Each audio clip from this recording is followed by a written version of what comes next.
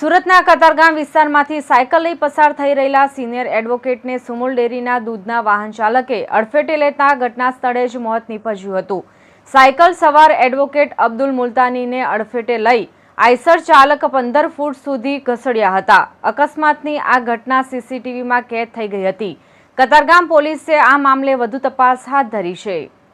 બપોરના સમયે અબ્દુલ નાનજી મુલ્તાની પોતાની સાયકલ પર કતારગામ બાલાશ્રમ પાસેથી પસાર થઈ રહ્યા હતા। તે જ સમયે સુમુલ ડેરીનો એક આઈસર ટ્રક પૂરપાટ ઝડપે આવી રહ્યો હતો અને તેણે સાયકલ સવારને એડવોકેટને અડફેટે લીધા હતા।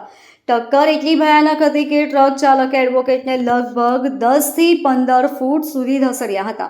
ટ્રકના બંને ટાયર સિનિયર એડવોકેટ પર ફરી વળતા તેમનું ઘટના સ્થળે જ કમકમાટીભર્યું મોત નીપજ્યું હતું।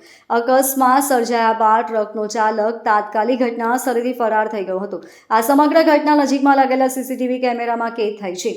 સીસીટીવી ફૂટેજના આધારે કતારગામ પોલીસે આ મામલે વધુ તપાસ હાથ ધરી છે અને ફરાર ટ્રક ચાલકને ઝડપી પાડવા ચક્રો ગતિમાન કર્યા છે। આ ઘટનાને પગલે સમગ્ર કતારગામ વિસ્તારમાં વકીલ આલમમાં પણ શોકનો માહોલ છવાયો છે। Bureau report LK star news, Surat.